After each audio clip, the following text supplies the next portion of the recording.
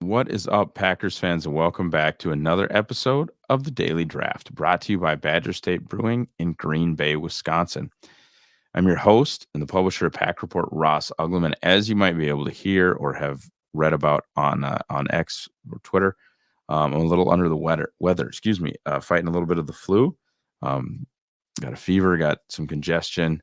I sound like crap, so I hope you guys can kind of uh, uh, bear with me. It's not going to be the audio adventure that I normally would like to bring to you guys, just because I'm not feeling great, and to that end, we are going to dispense with the pleasantries in the sense that will generally take a topic relating to the draft or the off season. Excuse me. Uh, Trying to stay hydrated and chop it up for 5-10 minutes, whatever. We're not going to do that today. Now we're going to go straight into a 3-round mock that I haven't seen yet on CBS, and then I'll do a mock, and today we're just going to kind of roll. PFF has added the public board, so we're probably going to go about 75% public, 25% PFF on the board, and then kind of zero out or 50-50 out some of the rest of their kind of sliders. And so that'll be sort of what we do that's quote unquote different this time, or whatever. Because last time, I kind of forced the trade up. What would 25 and either 25 and 41, or what would 25 and 58 get you? And so that was what we did, last time. And I don't want to get pigeonholed into something like that again. And if we'll pick where we pick, that's fine. If we like, a trade, or we'll look into some of that, but this will just be more of like a simulation, more of a what Ross would do than what the Packers would do type simulation, but more of a just general simulation, PFF, public board, etc. And we'll get into that, but no topic du jour, no topic of the day. We'll hopefully get into that as we get closer to the draft, because I sound like trash, and I know I sound like trash. Okay. Getting now into the first pick bit here. Okay. Chris Trapasso with trades. Okay. What has gone on here? Am I in the wrong spot? What has happened? Oh, goodness. This is embarrassing. This is reasonable. Josh Edwards, then, which is fine. Looks like Green Bay did a trade. Gave up one of the thirds to move up to 21. Okay. I haven't seen this yet. That's part of, I talk about that all the time. It's part of what we do. So this is all as we see it. I didn't know anything. God. Yeah. They're not going to take Mims, guys. I don't know what to tell you. For so many reasons. Like, they're not going to take a 6'7" tackle. They're not going to take a 340-pound tackle. They are not going to take a tackle who has started 8 career games. Here, I'll bring you to this. This is my X/Twitter profile. Me making fun of Duke, me doing an Ask Me Anything while I have 104-degree fever. Here we go. Sean Ryan, 3-year starter who left early. Rasheed Walker, 3-year starter who left early. Zach Tom, 3-year starter who left early. Josh Myers, 2-year starter who left early. Royce Newman, 2-year starter. Elton Jenkins, 3-year starter. Excuse me. Jason Spriggs, 4-year starter. David Bakhtiari, 3-year starter. J.C. Treader, 2-year starter. Derek Sherrod, 3-year starter. Brian Bulaga, 2-year starter. TJ Lang, 2-year starter. Josh Sitton, 3-year starter. The Green Bay Packers are not likely to take a 6'7" tackle. They are not likely to take a 340-pound tackle. They are gosh darn sure not likely to take a tackle with 8 career starts. They are super gosh darn sure unlikely to trade up to take a tackle that doesn't fit what they do with almost no college experience. It seems like I'm being mean, but I would be about as mean as possible to this idea. It is so un-Packersy like the prospect, the train of thought. They haven't taken a tackle in round one since 2011, and they haven't taken a tackle in Gutekunst's time there. Excuse me. They have not taken a tackle that they actually intended to play at tackle before round 4 with Goody as the GM. Now, I think they could take an offensive lineman in round 1. I think it's on the board, but it ain't going to be Guyton. It ain't going to be Mims. It ain't going to be Latham. It's just not. I mean, I'll put my hand up if I'm wrong, but I bet you I'm not going to be. And Mims is the one that just is so far outside of what they do. I mean, 8 career starts, 340 pounds, 6'7". I don't even know if we have real testing data from Mims. I don't know if he's even a fit for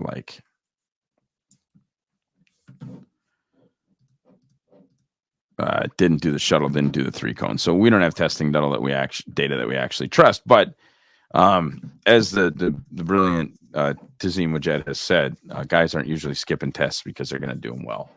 I don't think Mims is on their board. I don't think Mims or Latham is on their board. So this is off to a rough start. Kamari Lassiter, again, might not even be on their board. I like Kamari plenty, but might not be on their board. I think he's too light. I'm trying to look here.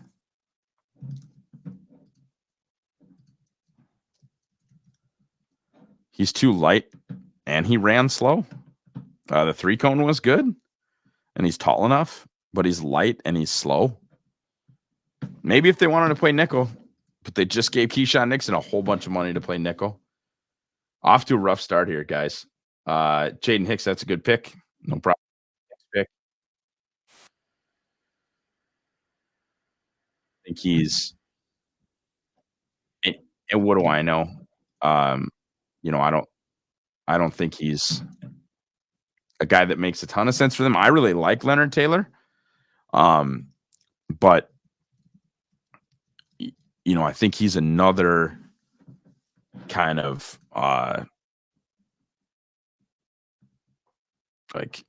sub rusher type. He's 304. I mean, I just don't know if you want him playing one tech, and I don't know that you're gonna cut Colby Wooden so that you can add Leonard Taylor. Plus, then you don't have number 91, although apparently they do. What was the trade? Because they took Trevin Wallace, who they'll probably love. What was the trade? Oh, so they just didn't give the Dolphins a pick. They did the trade. They gave 91 of the Dolphins up top, but then they took somebody on the Packers' behalf at 91, and they'll probably love Trevin Wallace. In fact, I think they 30 visited Trevin Wallace. He's a freak. He's I hope he's just like Quay Walker. I hope your linebacker coach is really good freak that has some instinct issues and some run fit issues. And, he's a run and chase will, I think. But I bet you Green Bay will like him a lot. Him and Curtis Jacobs from Penn State. I bet they'll like both those guys. In fact, I think they're 30 visiting both those guys. Overall, it's just a rough look. I don't know if, again, I'm hot and cold on Leonard Taylor. I don't know that he can play the 1. And if you can't play the 1, you already have Devontae Wyatt, Colby Wooden, and Carl Brooks to play the 3. We're really going to add a 4-3 technique? I don't know. I don't. Lassiter, I don't know. They're going to play him at free safety. They're going to play him at nickel. I don't know. And then trading up for Mims is just they're just not going to do that. And I know that I preach on and on about don't use certainty in the draft.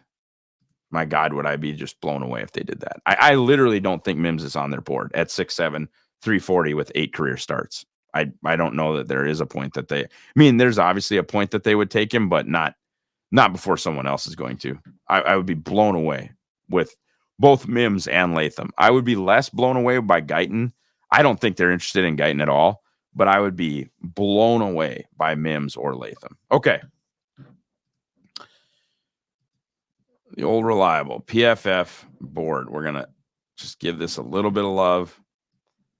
Uh, zero out the positional value, zero out the needs, and zero out the randomness. Let's pick for the 13-time world champion Green Bay Packers, and let's start this draft.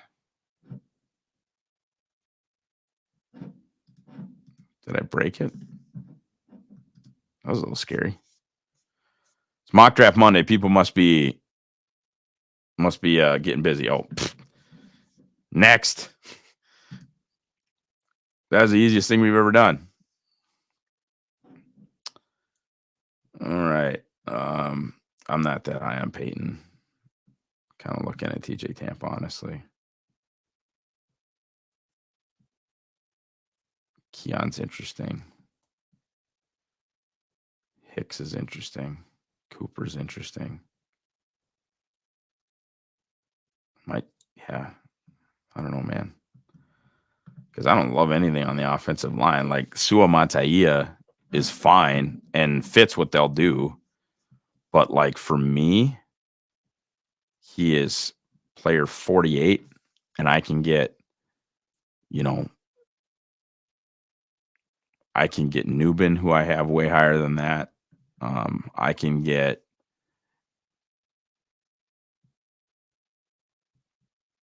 TJ Tampa again. Like I said, I'm looking at Tampa. I even have, and then on the positional side, like Peyton Wilson is pretty close to where I have Sua Mataia. In fact, Peyton Wilson's player 49 for me, and Sua Mataia is player 48. So they have the same grade basically. And I'm just not that high. And I think the kid is kind of a project too. Like Sua Mataia doesn't really, in my opinion, help their like depth issues, because I'm not wanting him to play probably at all in 2024. Just trying to see where I have other offensive line options, because all the ones that I'd want to take are gone, right? You saw JPJ's gone, Morgan is gone, Fashanu's gone, Barton is gone, Fatanu's gone. All the ones that I would actually take are gone. How about my guy? Somebody take my guy, Chop? Can I take Chop? Can I take Chop? Chop Robinson?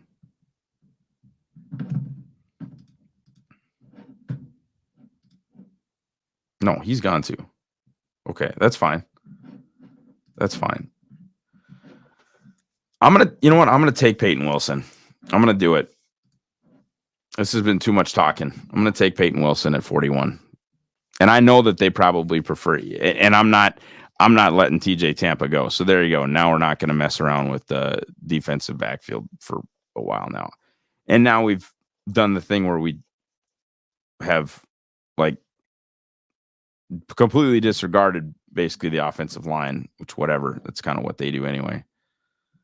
Patrick Paul's super interesting because he is taller than any tackle that they have taken since 1997 in the top 4 rounds. With that said, he has hit everything that they like from a 3-cone shuttle and RAS aspect.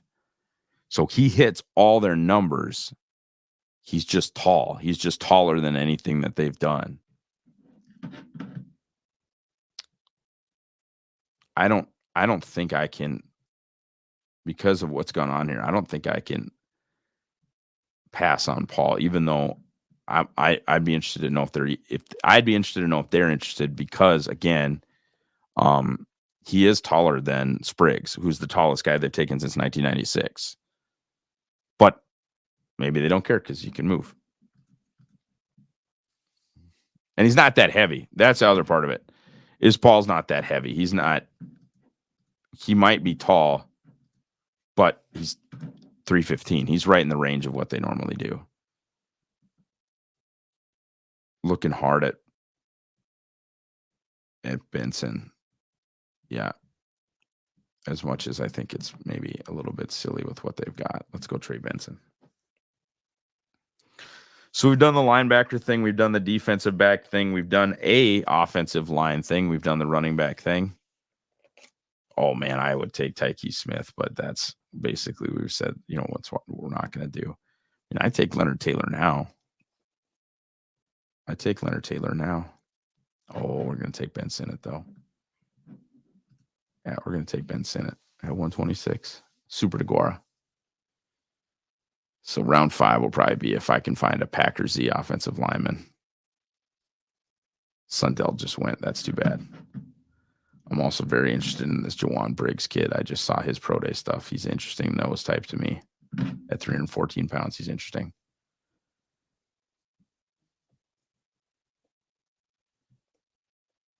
Vidal actually fits all the stuff they want for running back, even though he's super short. He's because he's thick enough. He qualifies that way.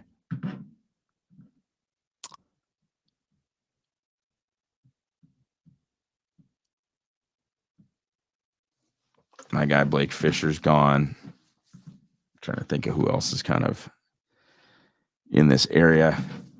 Can I still get Javon Foster? Probably not. He's Packersy as heck. Yeah, he's gone. He's gone. I'm sure my guy Roger Rosengarten is gone.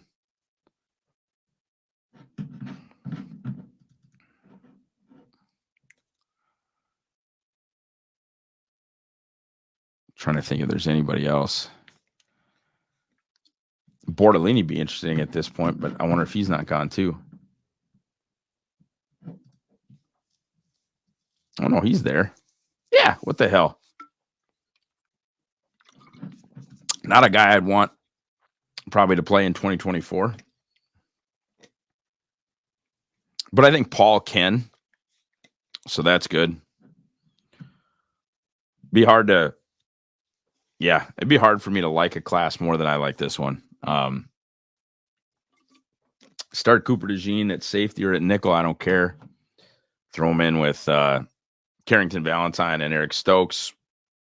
Have them compete out there. Doesn't matter to me. TJ Tampa is an outside corner only, but that is just a situation where I have him as a number 44 player. I have him as a potential starting cornerback. So at 58, I was just not going to be able to pass that up. Peyton Wilson, LB1 for a team that needs one.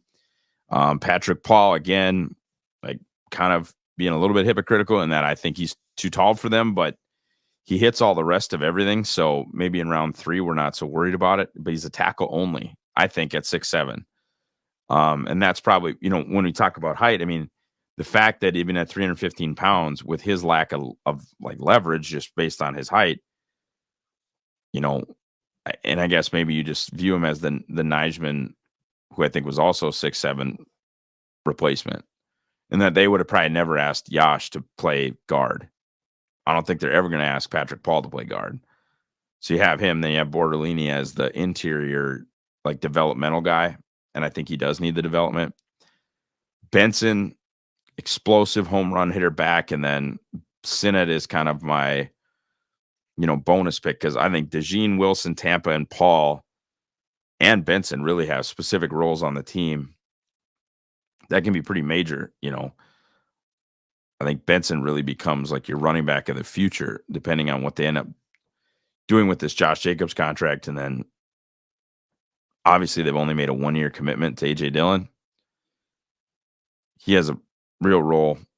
I think all these guys have real roles with the exception of Sinnott. Not that he doesn't have a real role, but he's the frosting. He's the gravy. He's not steak. He's bacon covered Brussels sprouts. He is candied yams, right? He's not. All the rest of this is mostly steak. Sinnott is super DeGuara, which is just fun. But something that they've tried with multiple picks, multiple undrafted guys. They have tried to get that thing right. So thank you guys so much for watching on YouTube, listening on the podcast side. I hope you thank you for kind of bearing with me. Obviously, not at 100% today, but we soldier on. We do. We soldier on. How can you help us out? Send Dayquil to my house. No.